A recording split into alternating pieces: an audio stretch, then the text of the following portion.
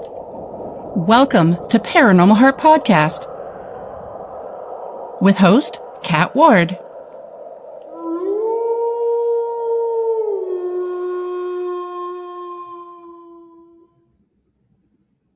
Welcome to Paranormal Heart Podcast, paranormal talk with heart and soul. Tonight's segment is streaming live on United Public Radio Network, 107.7 New Orleans, 105.3 the Gulf Coast, YouTube, and any place you find your favorite podcast. I'm your host, Kat Ward. Thanks so much for hanging out with us. Before I get to my special guest to introduce him, I just want to mention that the second annual Gatineau Ottawa Sasquatch Conference taking place August 15th and 16th. There's going to be a great lineup of guest speakers from Ontario, Quebec, and the U.S. who have done lots of research into the big guy himself. Sabine Blais, who is the organizer and researcher. There's going to be Kevin Tracy, Peter Smith, Sunbo Truebrother, as well as Ron Crypto Guru Murphy, and so many other amazing guest speakers. Tickets are still on sale. If you're interested in attending, you can just send me a message at paranormalheart13@gmail.com, and I'll send you to the location that you can purchase your tickets online. So without further ado, hello again, my dear Haunted Hearts, segment 76. I'm joined by dear friend, return guest, and a fan favorite, Wayne Mallows. So tonight, Wayne and I will be discussing renovations and hauntings. Wayne will be telling us a bit of his experiences while doing renos in the manor he used to live in, and we'll see if we can figure out why activity seems to ramp up during renos. So please help me introduce Mr. Wayne Mallows. Hello. Hello. Hello. It's like the Queen. Hello. Oh, my goodness. Thank you for... I'm good. How are you doing? Yeah, good. All settled down finally. We got a big storm coming in. We got rain coming in. So yeah. Yeah, us too. Freezing rain tonight, and then tomorrow we're supposed to have potentially 15 plus centimeters of snow, so it's going to be a real nasty time in the next couple of days. You keep that right there. You don't want to share? No, I've had enough snow this year, thank you. Yeah. No. Although, do you get as much snow as we do? I don't. No, we don't usually, but we got bombed. We got bombed this year. We had lake effect and all kinds of stuff. We were averaging between 18 and 22 inches rather of snow. Wow. Yeah. So, and then that was just like fall. That wasn't like drifting and all the rest of the nonsense that happens in the driveway and between all the cars. Oh. Yeah. It's horrible. Yeah. My friend, JV Noseworthy of Paranormal NL over in Newfoundland, they got hit this year with blizzard after blizzard after blizzard. They don't normally get that much snow, but they got bad. Yeah, a buddy of mine told me the same. I'm just like, no, keep it right there. I got more than enough. Yeah, no kidding. So renovations and hauntings. Oh yeah. It's actually a popular topic in the paranormal field. You know, a lot of people, as soon as they're trying to figure out, like when they reach out to people to find out this all of a sudden happened, I think one of the first questions is, have you done any renovations? That always seems to be one of the first questions. Yeah. Sure. So yeah, there's a lot of case reports, including private residential cases not publicly documented. Investigators often hear increased knocking or intelligent rapping, tools disappearing or being thrown. I think you've had that before, haven't you? I haven't had I haven't had disappearing. No, I haven't had anything like that. Okay. I mean, it was pretty. Mine was pretty benign because, like I talked to the spirits. Mm-hmm. Yeah. Like I'd make sure they know what was going on and why it was going on. Especially when I first moved in, no, I didn't know. I knew there was a presence, but I didn't know how active it was. I didn't know if it was a residual haunting. I just didn't know if it was leftover energy and stuff like that. But as I started going through doing stuff, there was definitely kind of like this, like, what are you doing? What are you doing? What are you doing? kind of thing. Right. And I became pretty aware that that's what it was. Right. Yeah. So, and I think, I mean, for people that are just experiencing this for the first time or have never experienced this at all, I think what happens, and especially with the Manor House, is that it was in the same family from, God, I think now, 1872, and probably a year or two before that when they bought the land, right? So that Michelle remembers when it was open. I'm kidding. Oh, She's hope gonna she's get not me. listening, man. She's gonna get you good. So anyway, so that went all the way up to 1969. It was in the same family, Wow. generation, right? And all of a Mhm. sudden, it got sold, and it was sold to a developer who turned it into 4 apartments. Right. So here's this family has this opulent, beautiful house, and some guy comes in, tears the walls down, and rips out all the beautiful fixtures, and just throws in like slap doors and automatic door closers and fire alarms and drilling holes through walls. So their first experience as spirit people are going, oh my God, this guy's ruining our house. Yeah. And that is what generally happens in older homes. They get turned into lawyers' offices, doctors' offices, they get Mhm. subdivided. So the spirits have this, I won't say it's a fear, but an apprehension of like, I don't like hammers and saws because they ruin our house. Yep. So that's what happened at the manor, exactly, right? So then from there it got sold to a guy who then turned it into a bed and breakfast. Same thing. He took the already devastated house, made it worse. Right. So now they're just like, And oh. didn't they paint beautiful banisters too? Yeah, they did that, and they painted all the brick. They painted the brick recycle bin blue. Oh yeah. Oh. Oh man, I can tell you a story. Boy, that was brutal. It was so brutal. So like when I got in there and I'm like, okay, well, we're gonna do this and that. There was a lot of, I won't say pushback, but there was no help. There's no cooperation. There was like really like, what are you doing? So, but as I started to find things and go along and be like elated that I found this cool thing that had been buried forever and I'm excited about it, and they could tell I'm excited about it, I would start, talking to the spirits and say, okay, listen, we have a meeting tomorrow at like 10 a.m. in the parlor. I want to talk to you about what's going on, just so you're not surprised by it. And I was surprised at how interesting it was. And as it went along even further and they started to see, well, this guy's doing some quality work, he's Yeah. actually cares what he's doing. My God, we would get a lot of information like through Michelle. Like I'm as thick as a brick. I don't know. So she'll come in and she had a pendulum just so I could see. Right. She would just be like, blah, blah, blah, blah, blah. This is what's going on. And I'd be like, Yeah. Okay. just exactly like, so she Yeah. brought a pendulum and she would show me how it worked. And she would say, okay, we want to know, was there originally a door here? And it would swing yes and no and all that sort of stuff. I was amazed at how accurate it was. Because I had thought based on the layout that this door was in the wrong place and the kitchen used to be over here, and all of that was proven correct. 100%. It was so amazing. I loved that stuff. It was That's really good. amazing. The only thing I think I had an issue with was the second generation. So it was built by they're all Banfields, right? So they're all James Banfield, like forever. So when you say James Banfield, you get 4 yes. So you have to know which one you're talking to. So it's the second one, James Jr. He inherited the house after his dad passed, and he opened an office and everything there.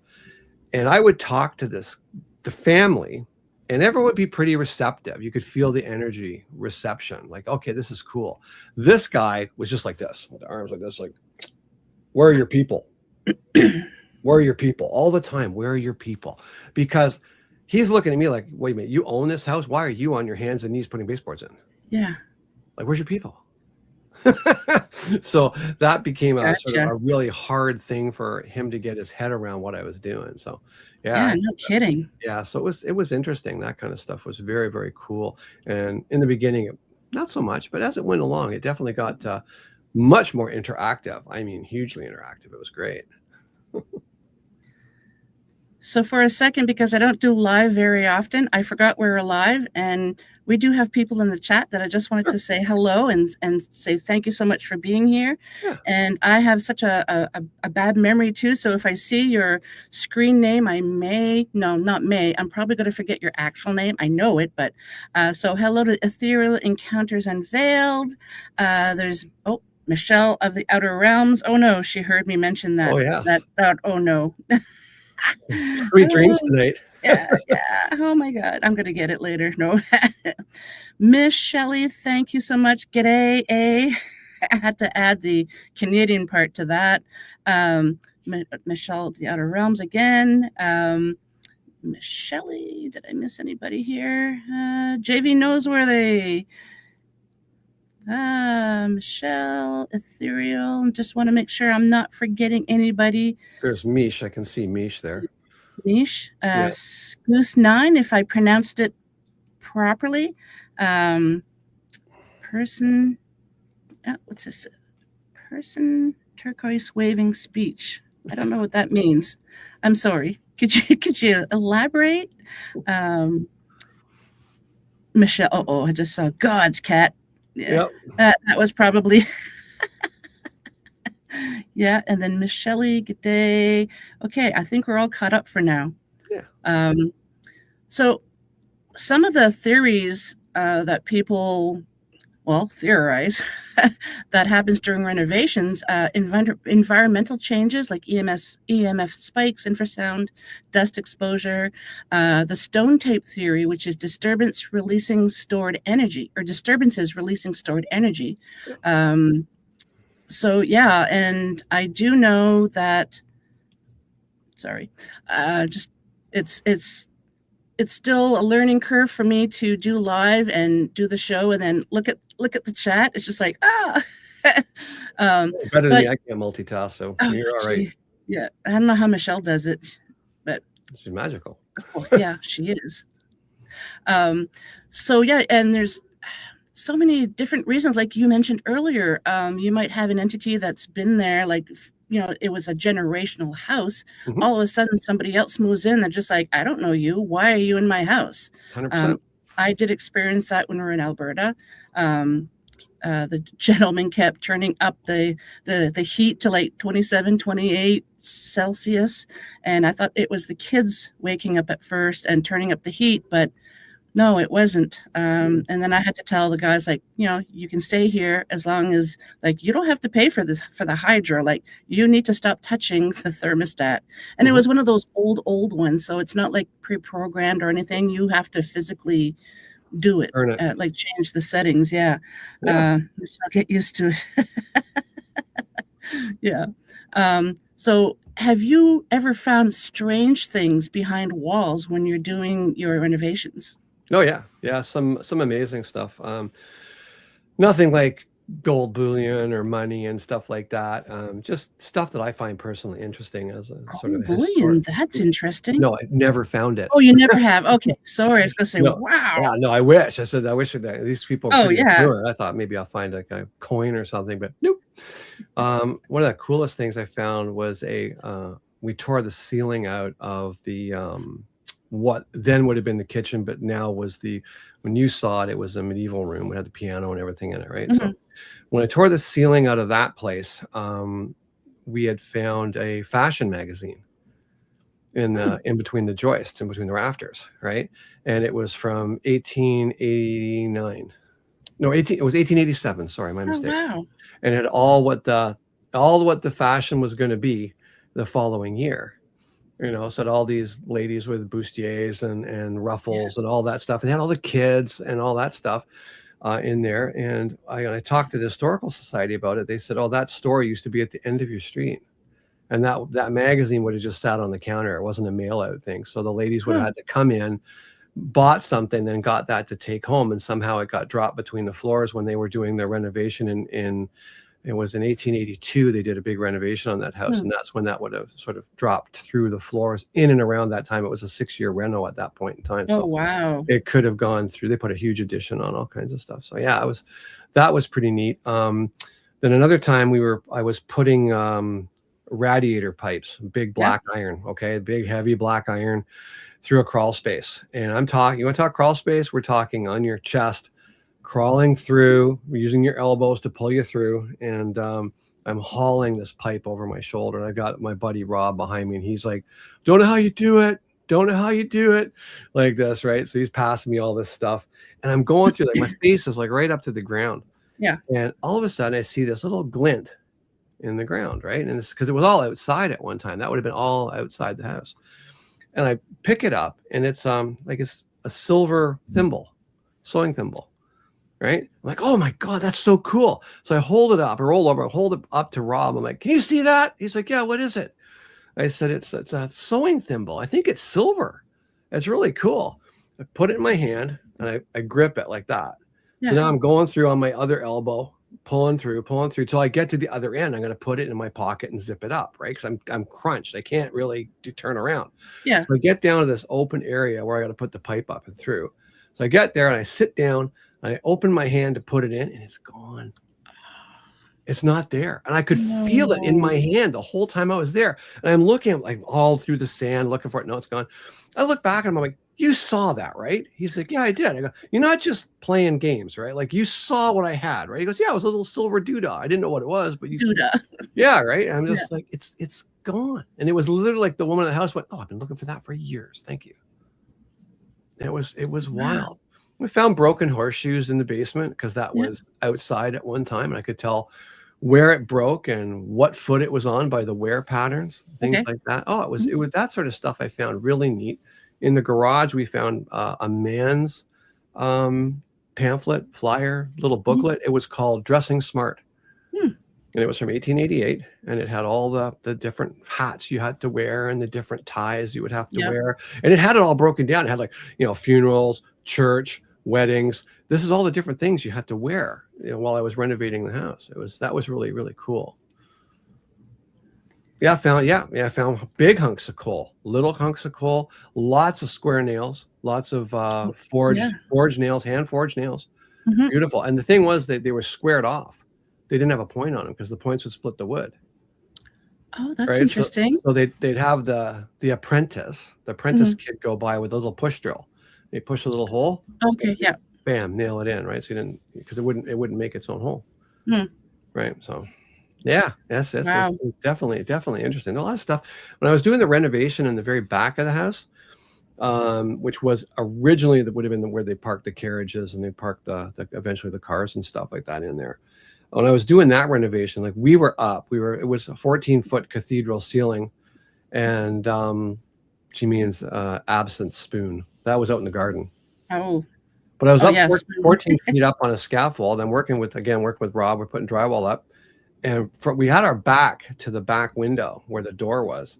Door was open. It was summer, and I hear this voice like, hello, like that. I'm like, come in, watch your step.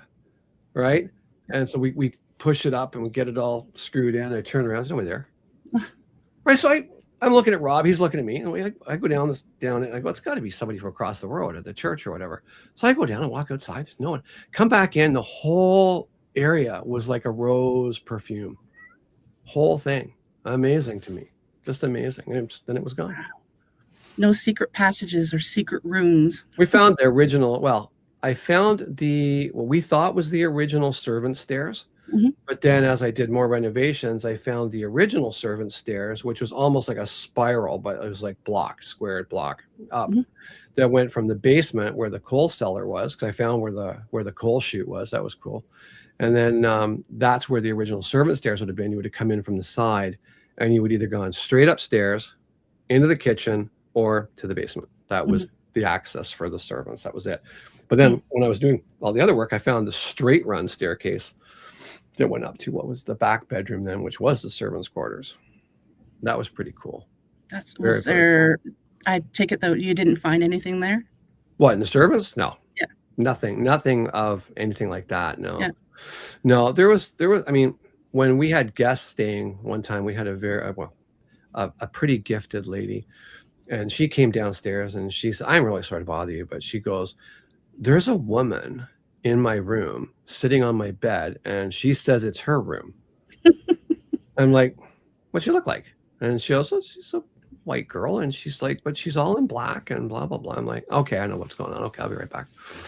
So I go upstairs and I'm like, oh, hi, sorry to bother you. I know this is your room and everything, right? But I've got guests tonight and we don't have enough rooms. So you do me a favor? Could you just take your gear and go down to the old coach house for the night? There's a bed down there. There's a couch. It's warm enough just for tonight. That's all. And you literally heard and you hear the, but she's opening the door to the servant stairs, which wasn't there anymore. Then you hear behind the bathtub going down the stairs. Yeah. So I come back to the dining room. I'm like, that's good. She's gone now. All right. Did she know what she was seeing? She saw it plain as day. She described this woman perfectly. But did she know it was a ghost, or did she think somebody was there? No, she knew it was a ghost. But she's Okay. just like, she's not listening to me at all. She said, she says it's her room. Wow. Sorry, it's not.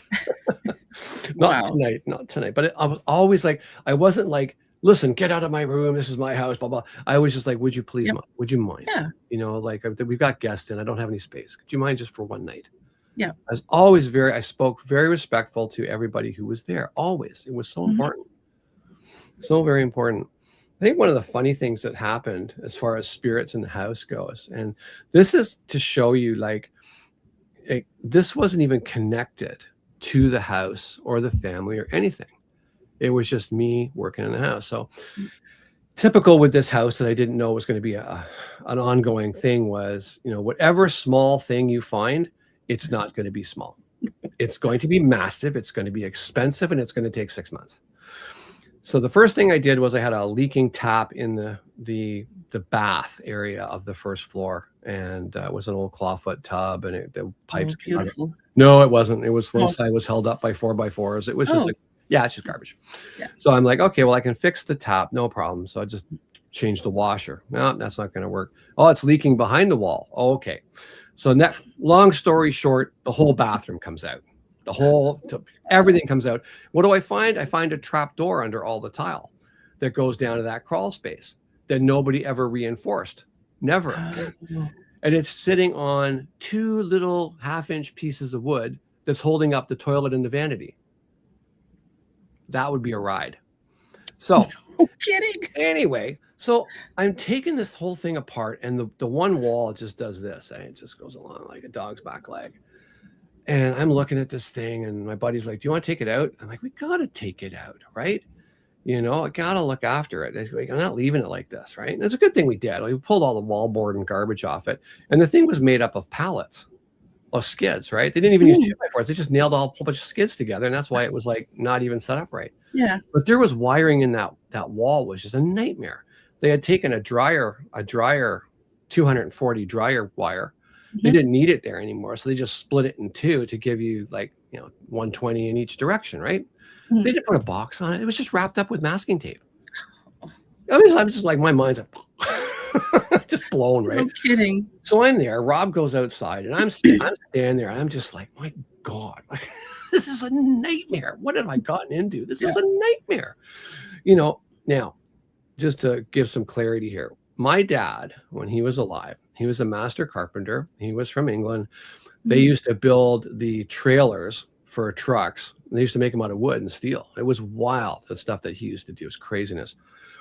And the first joint I ever did for my dad, he just like found the outer window. Yeah, and get there. So the first joint I ever did for him, lapping 2 boards together. He picks them up and he does that with them, right? He goes, drive a truck through that gap. You know that, right? I'm like, Dad, I'm 8 years old, okay? Like, I'm 8. What do you want from me? Anyway, so whenever he came across a job that was like what I call bodged, like complete mess, right? He used to smoke this pipe, and this tobacco he used to smoke was called Amphora Red. And the tobacco was actually red. And as a kid, I used to think that's what the color red smelled like. Right? Whenever he lit it up, that's the color of red, right? So I'm looking at this job, and whenever he looked at a bodge job, he'd haul on that pipe, hold it, and fire it out of his mouth and go, huh. That's what he would do.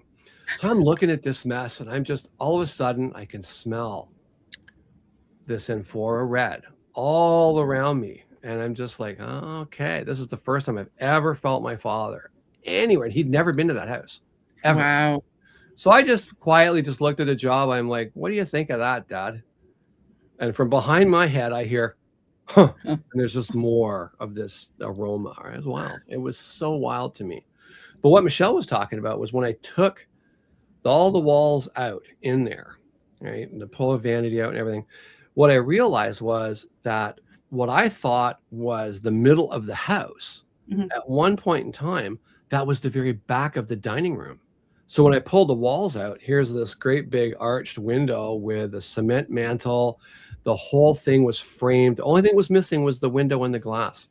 It was massive. just beautiful. We kept it all. When I redid that bathroom, I kept everything exactly the same, kept the window in place. We used it as an alcove, but we put a proper clawfoot tub in there with beautiful, accessories and proper shower handle and all that stuff. It was really something when it was done, the way it should have been done. All the tiles were hand cut. They're beautiful, just beautiful. And then you started to see the spirit family was just like, oh my God, they're doing such a good job. So yeah, it was amazing to me. Amazing. Just all the like you said, you start off with a small job, and it's never going to be a small job. I remember, when I lived with my parents way back when, my father decided they renovated the house, but he was renovating the bathroom, and he couldn't find one of his tools, and he's just like, where did that go? And he thought, okay, whatever, I just laid it someplace. And then he had to go behind the gyprock wall that he had put up for whatever reason, I don't remember.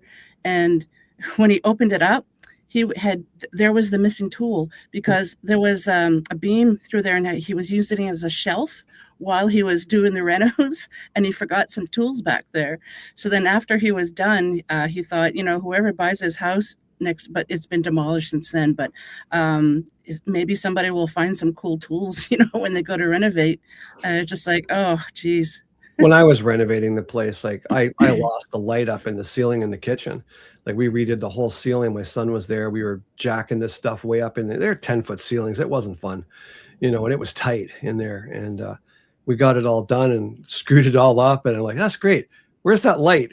He looked at me. I'm like, oh, don't tell me. He's like, I think it's still up in the rafters. He's like, you want to take it down? I'm like, nope. Nope. For $19, I'll buy another one. That'll be a treat for someone to find down the road. I'm not doing that stuff. There's no way I can do that. That's ridiculous. Like I found tools. I found old tools up in the rafters and things like that, and old screwdrivers with wooden handles and chisels with wooden handles and things like that. But like I was always looking for, like someone to carve their name in a joist or something. I was always looking for initials and things like that, but I never did find anything like that. Good thing you didn't find hello. Sorry. I'm having a hard time here with the chat. Oh my God. Right. My little brain. Oh, what Michelle's saying too is like what I was going to say was I've done things like that too. Is I've left stuff on purpose. Oh. Right. So like when I'm doing renovations, like I put a first edition Whitechapel Road in the wall. Right, with it signed, autograph, yeah. Oh yeah, it's all signed and everything. And then beside it, I put a loonie and a toonie coin beside it. And then, awesome. And then other walls, I put like the second book is in one of the walls with the time and date, and other stuff I just wrote on a board. And I would write like, today is the date, blah blah blah. I'm the current owner. The temperature outside is like 28 degrees. It's raining. Yep. It's very humid today. This is what's going on in the world right now on this day. And I'd write it out. So someone, 50 years from now, I'll find that and it'll be just like, oh my God, look at this here. This is crazy. Yeah. And whoever finds your autographed book, it might be worth millions of dollars. Oh, they might light a fire with it. No, you have good books. Oh, it's funny. I was watching something and I thought of you the other day. They was in England. They mentioned Whitechapel. I'm like, Whitechapel. I know where that is. Wow. my daughter just looks at me. I'm like, it's Wayne's book. It's like, never mind. Yeah, you don't know. You don't understand. Yeah.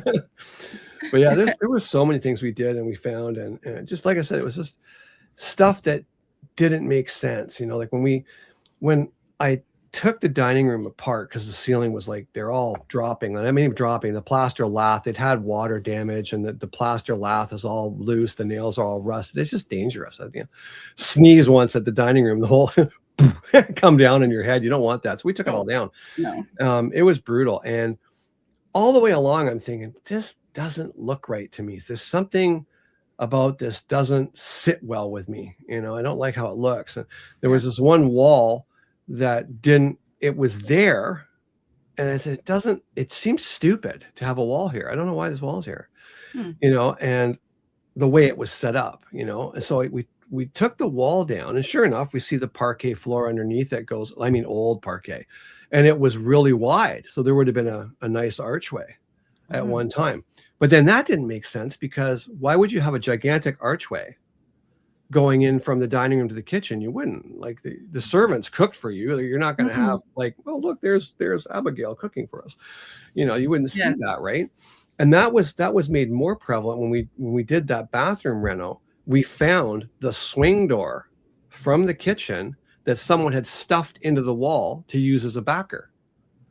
Oh. Right. So they just stuffed it in and screwed it to the brick and then used that to screw the cabinets to. So that's where the swing door came from. So I knew where that was because I could see in the parquet where the swing door once had been. So we had that figured out. But as I took stuff down and I'm like, hold on. Right. So we've got 2x6, real 2x6 boards on my left, and then nothing on my right, and then a giant doorway and an archway. What's holding up the second floor? So I'm thinking, the joists got to go the other way. So I tear this whole thing down, and they don't. The joists go this way. So where the load-bearing wall was, they took it out. They took the load-bearing wall out between the dining room and the kitchen in 1882, 83, so they could make, the guy had his office in there. So we had big glass doors in there, right? So that they took it all out. And I'm like, good God, what's holding this thing up? So I start picking away up through there, and I find this gigantic 6x6 piece of hemlock that's like, I don't want to say about 18 feet long. I'm like, okay, I'm feeling better. Okay, I'm feeling a little better about this, right? That's okay. And I go along, and someone had carved a hole through it, right? Because they had created something to catch the ambient heat from the coal-fired furnace in the basement, right? And that heat was caught in a shroud that went up through the wall and then went out through the floors of the second floor to spread the ambient heat through the second floor, which was a cool idea. Total fire hazard and carbon monoxide now, but it was a cool idea back then. And then what we found was where they took that structure, because that didn't make any sense. I'm finding this duct structure, and there's no forced air anything. And it's too small for laundry shoes. We didn't know what it was, but they cut right through the middle of that 6x6 hemlock to get that thing going through it. I'm like, the whole house is going to come down. Like it's being held by 1-inch piece of wood. How's it staying up? It's like, it's phenomenal. Kidding.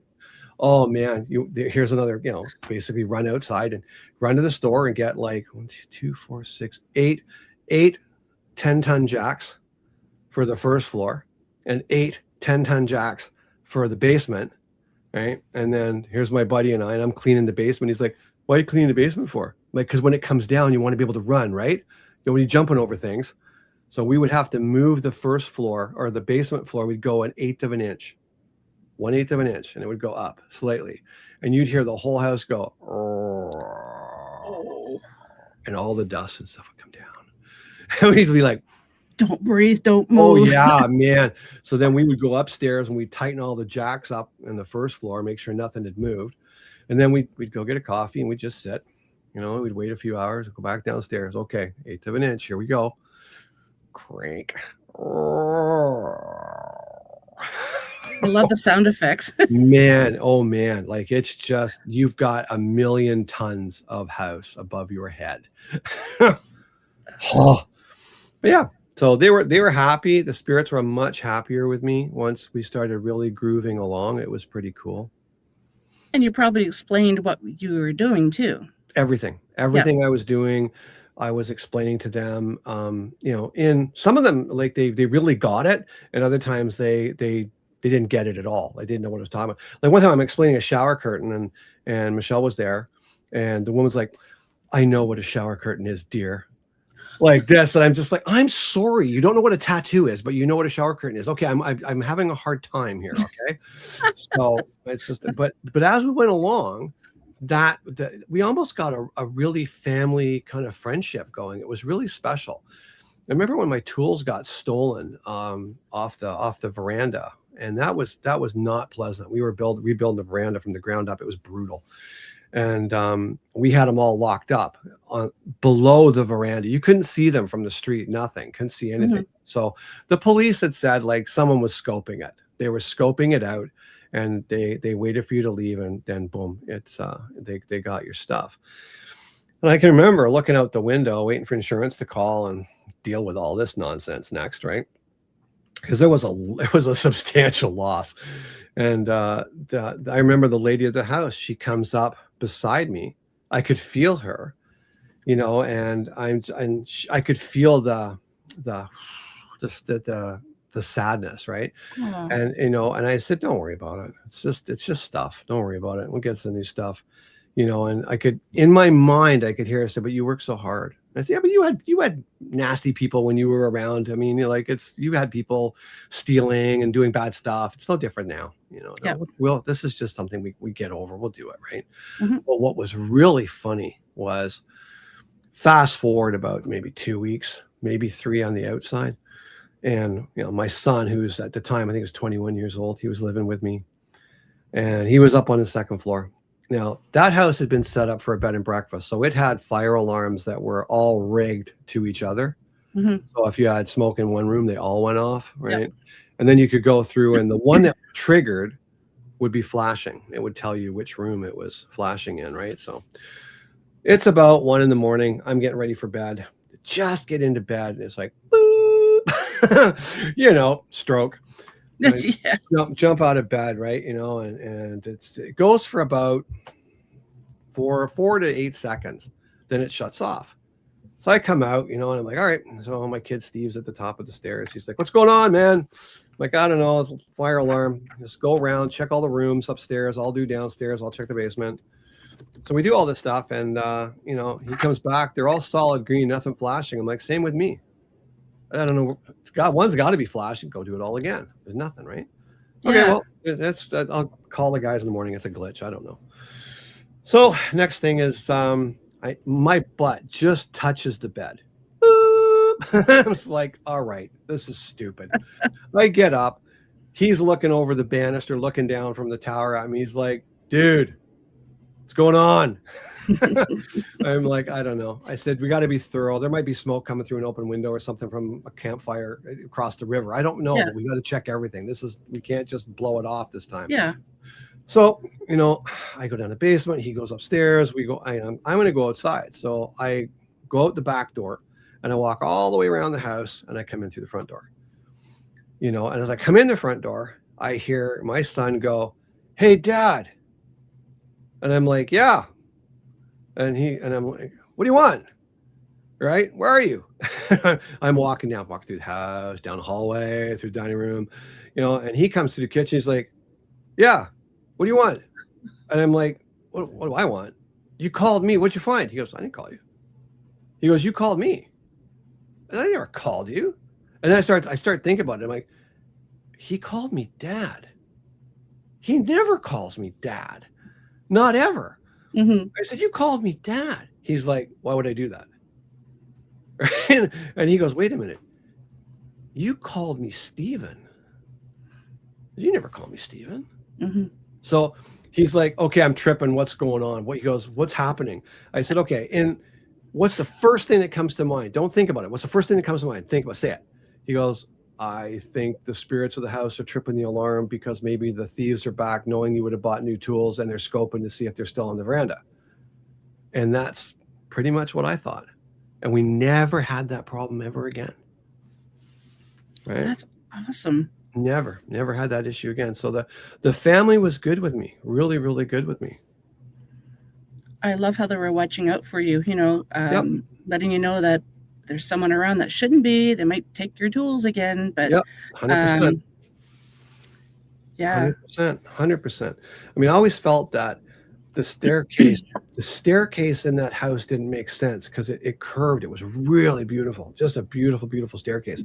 But when I tore the back of that out where the bedroom was, which was my kids' room at one time, I tore that all out where the closet was because there'd been water damage, all kinds of stuff. What I found back there was the curve of the wall was put in afterwards. Really? Yeah. Why would that be? I think the stairs came straight in to a landing, turned, and then went up again. Okay. Because when I was underneath the staircase, everything is square. And up behind the room, everything is square. The curve was put in afterwards. So I think as they did that renovation in 1882, They had a lot of money at that time. They're, no, we're going to change the whole staircase. I don't like this. I want a really opulent staircase with a banister around the tower and all that sort of idea, right? So I think that sort of made itself known. I was going to say showed itself, right? It damn dare showed itself to me, eh? There's good English. Damn dare good English, eh, bye? So, but yeah, I found that just to be really, really fascinating. And it's like, people like, how do you know what the rooms are? Like, because I always say, oh, this is Margaret's room. Yeah. I didn't know. I mean, she didn't come and go, this is my room. But it felt like her room. And it wasn't like it was, when I bought it, it wasn't a feminine room at all. It was just a horrible, horrible room, and the man of the house, James Sr., I said he would have been across the hall, right? Because the whole house on the second floor, all the floors were done in zebra oak. For those who don't know what zebra oak is, when you look at a board and you go this way down the board, the grain also goes that way down the board. When you have zebra oak, it swirls. Oh, that's interesting. So it looks like a zebra stripes across the board. It is, and the only way you can get that is if you have a tree that's like 3 feet round to get that size of boarding, because you're cutting across the green. Okay. So the whole second floor is zebra oak, except for the servants' room, which was just pine plank boards. But then there was one bedroom that was cherry floors. Ooh. Beautiful cherry floors. And I went, that would have been that would have been the man's room. And the reason I substantiate that was because he owned the grocery store, the hotel, and the train station at the end of that street. Okay. That window looked right out at that train station. So that to me was very interesting to hear about that. It was funny when I first moved in, a woman was renting that room before we bought it. And it was funny because she came to see us afterwards and she's like, I just want to let you know the place is haunted. I'm like, yeah, I know. Right? She's like, I'm like, yeah, I'm okay with that, right? So I'm not okay with it at all. We know. Yeah, she goes, I would get touched every single night. And I'm like, really? But she was like the tattooed lady, right? She was covered in tattoos. Okay, and they'd never seen it before. Like they were just like, what is this art? What is all this artwork on these people, right? Yeah. And I had a buddy come over and he had a full sleeve all the way up like that. And he's this big rock and roll star guy. He's amazing. And he's sitting on my couch. All of a sudden he's like, no, like this, right? Like, what's wrong with you? He goes, oh, someone just literally did this up my arm where the sleeve was. They wanted to touch it. They never seen it. Yeah. Wow, that's pretty cool. Yeah, that was the most active house I'd ever lived in, was that place. It was crazy.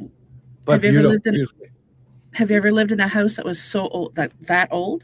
No, Okay. that was as old as I had. I mean, one of the weird things, I was telling Michelle about this because we're talking about shadow people next week, or on Thursday, I think. And I was saying it's really interesting because I had a house in Ajax, Ontario, and it was just like a cookie cutter home. It was built in the 80s. When I bought it, it was probably like 30 years old, and it was just like a 2 floor, like 3-bedroom, tiny little garage, nothing fancy. And you don't think of a place like that as having any kind of wiggy going on, right? And neither did I. I didn't think anything of it, right? It's just like, oh well, here it is. I'm gonna clean it up and tidy it up and sell it. Put a deck on the back, call it a day, right? But I know that one time, like I'm in bed and my one son's at the north end and my other son's at the south end, and the hallway on the second floor, big long hallway between the two rooms. My room's in the middle. And they got along, but not always, brothers. Yep. And this one night, I'm trying to get to sleep. I'm just hearing just I couldn't understand what they were saying. And but like high octave, I'm just like, oh my God, you guys, pound, up and down the hallway. I guess they're having it over a video game or something. I'm just like, you know what? I'm done. I've been a good parent up to now, but now the hammer falls. So I hear this boom, boom, boom, boom, boom, boom, boom, coming down the hallway. And I open the door and I jump out with my hand like this to catch whoever it is mid-flight. There was no one there. No one there at all. And I walk down to my Steve's room and the door's open. He's like sawing logs. And I go down to the other way, and my other son's, he's passed out, face down in a pillow. I'm just like, what did I hear? What Yep. was that? So I just blew it off, I didn't think nothing of it. And then what solidified it for me was I had this long black leather coat that I used to use to do my vampire stuff when the theme parks I used to do, right? And I got dressed up to come down the stairs with this long coat, and I had this cat named Jack, a long-haired gray, and he was the friendliest, easygoing, nothing scared him, nothing worried him. I came down the stairs with that long coat, he flew under the coffee table and would not come out. Wow. Like that long, shadowy looking figure. He was terrified. Yeah. Terrified.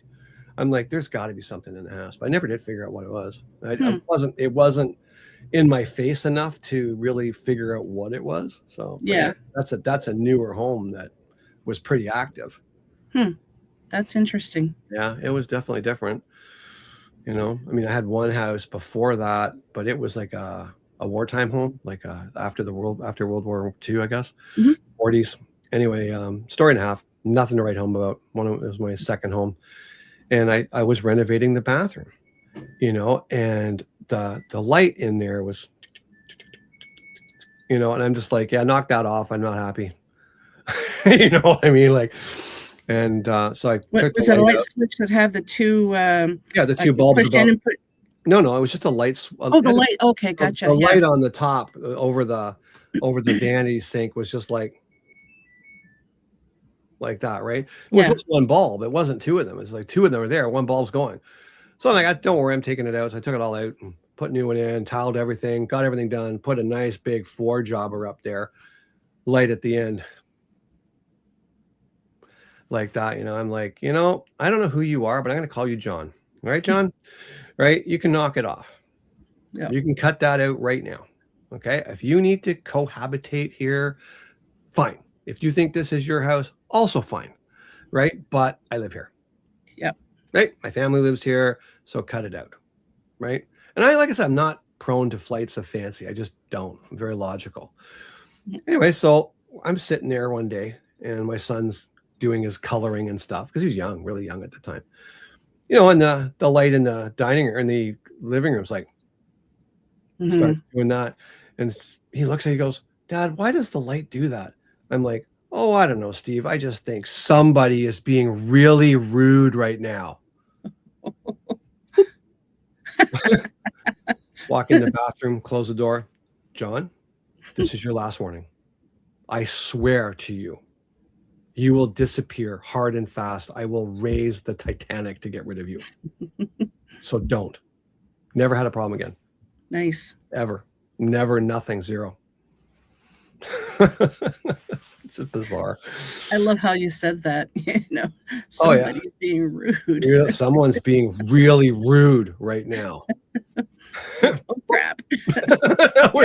Knock it off. Yeah. That's before I knew Michelle. Now I don't have to do anything like that. I just go, hey, there's a thing. There's a thing.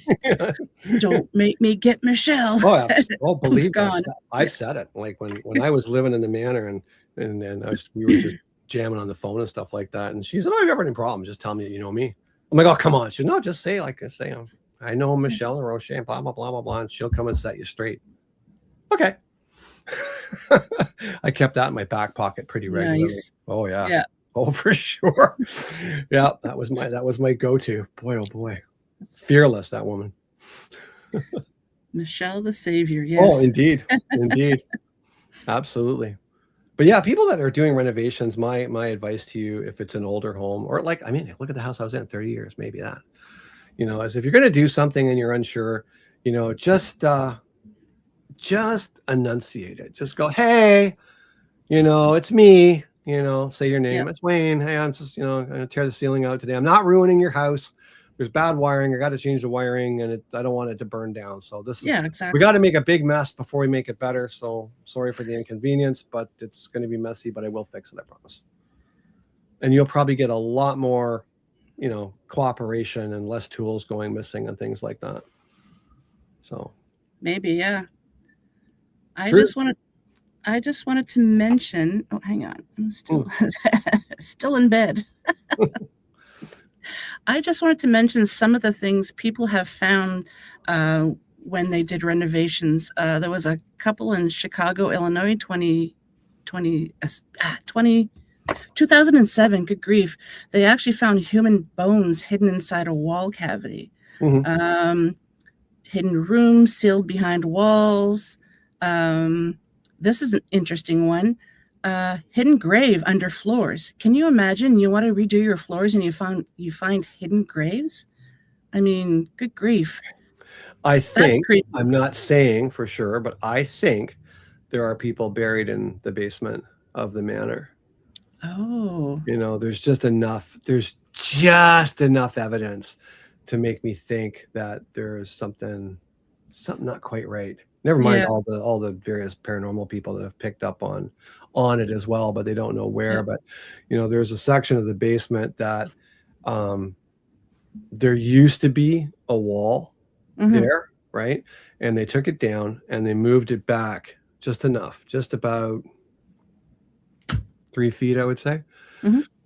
But behind the wall, it's all earth. It's all backfill. And it's not earth, it's backfill. Like when you go through it, it's just sand and bits of brick and bits of old wood and stuff. But if it's a crawl space, right? If it's just never meant to be used, why would you put a window in it? Because at the other side of that crawl space, there's a window to the outside. And just before I left, I wish I had known this or spotted it before I had sold the place. I would have dug it out. Because on the other side of that window, when I was doing the gardening on that side, I was doing a whole bunch of repairs up on the eaves because we had some damage up there. I didn't want to sell the house with damage. I wanted to replace it all, so I did. But when I was putting the scaffolding in, we had to anchor it to the ground. And I noticed in the foundation, there is an archway like that, but it's below grade. So that's a door. That is a door. They would have had an outside staircase that went down to the cellar. Because in the early days, your outside stairs led to the basement. You didn't have a basement entrance from your house. That's just not even cool. So you'd have it outside. You'd have the double doors that opened up like that. Oh, yeah. Down, right? That's how it is. Like a root cellar type thing. Correct. And I found that. And I'm like, you see, why would you backfill all of that when space is a premium? Why would you fill that all in? You know, it's just like, yeah, you know, there's something in there. I know there is. Too bad you couldn't go with radar or LiDAR like a lot of archaeologists are using now. Wasn't around when we were doing it. Too bad you couldn't do it now. Not my house anymore. Oh, yeah, exactly. Yeah. Yeah. I talked to the guys I used to work with. They used to have the equipment, and we used to work in the central offices for the phone company. And before they cut a hole in the floor to run new cable or pipe or whatever, they would have to x-ray the floor. And I thought, this is awesome. They just drag it across the floor and you can see, right? And I asked the guy, can you just, if I pay you like real time, come with this thing, right? And just lay it on. He goes, can't. He says, we have to have something underneath it to see the picture. He goes to work. He goes, you see me doing this on the top, but my buddy's downstairs with this thing up on the floor where we're going to drill. So he's seeing the image back and forth, right? So they're seeing up and down. Whereas he goes, if I can't get underneath it, I can't see anything. Interesting. Yeah. Shame. Shame. But I'm pretty sure. I am like so sure. There is a place in the basement too that's right beside that. That is a perfect rectangle cut out of the floor. And it's newer concrete. So about 6 feet. Yeah. Yeah. That's not suspicious or anything. Nope. Fine. I'm down there running cable. I'm looking down when I'm like, hey Rob, come here. Yeah, what? Look at that. So what am I looking at? That line. It's like, oh, it's just a crack in the concrete. I'm like, it's not a crack. You ever seen a crack straight with a right angle? Followed by another right angle? Think we should be concerned? Yeah. Let sleeping dogs lie, man. That's the way it is. Yeah. I'm not gonna dig that up. No thanks. So I'm kind of hoping some construction people are watching or listening to this, because I would love to be able to hear stories if they've ever done renovations and what they found. Because I have read online that some contractors have mentioned tools moving or disappearing, vanishing later on, that workers refusing to finish the job.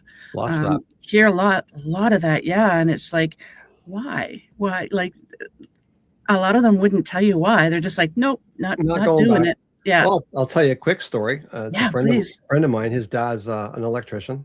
He's probably retired now. And I at work, I was always known as the ghost guy, right? Like I drove a funeral coach. I was like the Halloween king, right? All that stuff. Yeah. Anyway, he comes up to me and he's Italian. He goes, "Can I talk to you for a minute?" I'm like, "Yeah, sure. What's going on?" He goes, "My dad's lost his mind." Right? Like, I'm like, "What do you mean?" He goes, "Well, I got home yesterday," and he goes, "My dad was already home drinking."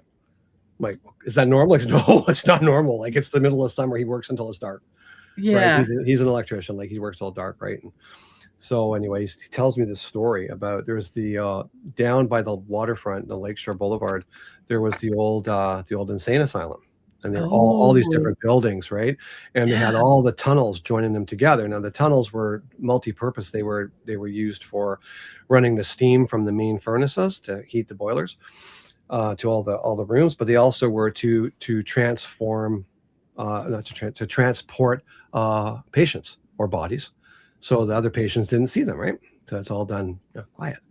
Anyway, so he was down there. They're rewiring this whole place up for, I think they're making it into student residences and offices, right? So he was, part of his job was to rerun all this cable. And this guy, at the time, he was probably 50 years old, hard working Italian guy, right? Just your typical good guy, right? Yeah. Anyway, what he told his son that night, because his mom's like, "Your dad is not himself. He's just been drinking. He won't talk to me. Go talk to him." He's sitting at the kitchen. Just like one of these, right? Yeah.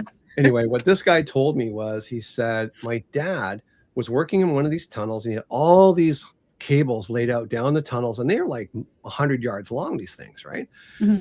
And he said he looked up to pull the cable, and from one of the stairwells that went down, this woman came out of the stairwell and walked away from him. And she looked like a nurse, like she had a white coat type of thing on. And he's like yelling at her. He's like, "Hey, what are you doing? Don't go down there. There's live wires. You're gonna kill yourself. Change." Yeah. So, and she doesn't stop, right? So he's just like, now he's swearing in Italian, and he's running down, and she turns the corner into the T-bone and starts heading up towards one of the other buildings. So he said, when I got to the corner, I looked up and she was almost at the end, at the door. He's like, "There's no way." Right? So he yells at her in Italian and swears at her, and she stops. He basically said, "Stop where you are right now." And she stopped. And he walks up in a fast run. He's like, "What's the matter with you? I'm talking to you. You could get yourself killed down here. Don't be stupid," right? And she turns around. She had the little hat on. She turned around, and there was no face. It was just a black void. And he was like, he ran out, left all his tools there, ran up to his truck, whoop, left, got home. This is the middle of the day. We're not talking like in the middle of the night in some spooky place. He got home. He phoned his boss. And he's just like, "I'm not working there. My tools are there. Get somebody to get my tools. I'm never going back there. I don't care if you even pay me. I'm never going back." And this guy was like, "You gotta understand me. My dad's like salt of the earth. He just does nothing rattles him. Nothing rattles him." He was rattled. That's crazy. I love hearing all these stories of, hauntings, and especially when they're related to renovations. It's just so fascinating. They are. Michelle's a crazy place, so she knows. She knows it's a crazy place. I thought you were calling Michelle crazy. No, she's like, it's a crazy place. She knows it. Yeah, crazy. Yeah. Wow. Yeah, it's wild. Well, Wayne, we are at the end already. Pleasure as always. I love having you on. Do you have any final thoughts that you would like to tell the audience? Oh man, that's what I said. Like, just if you've got a place and you're doing even simple stuff, especially if it's a bit older, Mhm. just explain what you're doing. I mean, it sounds foolish at first because you're talking to yourself, right? Yeah. Yeah. Right. But I mean, it does make the world of difference. It really and truly does. Right. I mean, I've had I've had no problem in anything that I've done, in any of the places I've done. And I've done some pretty wild, crazy stuff, right? It's just it's easier when they're on your side than when you're not on your side, Yeah. because that's when tools do go missing because they don't want you to put a hole in the wall, Yeah. you Yeah. know. Like it was wild. I mean, the things that I asked if there was a door there one time. They said, yeah, there's a door there. When I opened it up, I'm really glad I opened up because not only was the woodwork still there and it was beautiful and totally restorable, but someone Yeah. had used that hollow space to run wires from the first floor to the second floor, and someone had put nails in the wall and they'd hit those wires. Right. So I'm glad, like, they're telling me where all the problems were. Oh, one quick story. Underneath Yeah. the fireplace, when I was gutting the fireplace, we put this grand fireplace mantle all back in. We rebuilt the entire fireplace to make it stable. Mhm. When they put the bricks down, they laid them down on newspapers to stop the mortar from going into the woodwork. Mhm. The newspapers were from 1912, and they were talking about the sinking of the Titanic. Oh, that's so cool. Isn't that wild? It's like But they're opening up a time capsule, like total time machine. We couldn't yeah. save them because the mortar had stuck them to the floor. So Oh, we could read bad. them and we took pictures of Yeah. them, but as soon as we tried to lift them, they just turned to dust. Oh, it's too bad. That was wild. I was wild to see all that stuff. It is a time Wow. machine. Yeah. Well, thank you so very much. I had a great time. Always love hearing your stories, and Pleasure. the Anytime. audience has too. That Patsy says she loves hearing about Wayne's experiences. So do we. So Happy to thank you share them. again, Wayne. Pleasure's all mine. Good night, everybody. Have a great evening. So a huge thanks to my special guest, Wayne Mallows, and to you, my wonderful haunted hearts, for tuning in. I also want to thank UPRN 107.7 New Orleans, 105.3 the Gulf Coast for carrying the show. If you enjoyed tonight's episode, please like, subscribe, share, and comment. It truly does mean the world to me. And if you'd like to be on the show, have guest or topic ideas, or just want to say hello, drop me an email at paranormalheart13@gmail.com. And I'd also love to hear from what country are you listening to the show. And I also want to quickly mention again the second annual Gatineau Ottawa Sasquatch Conference taking place August 15th and 16th. For more information, just reach out to me and I will tell you all the details and who's going to be there. It's going to be an amazing, amazing show again. Sabine Blais is doing the Lord's work. She's getting us out there. So thank you so much. So until we meet again, take care of yourselves and each other. Much love to you all.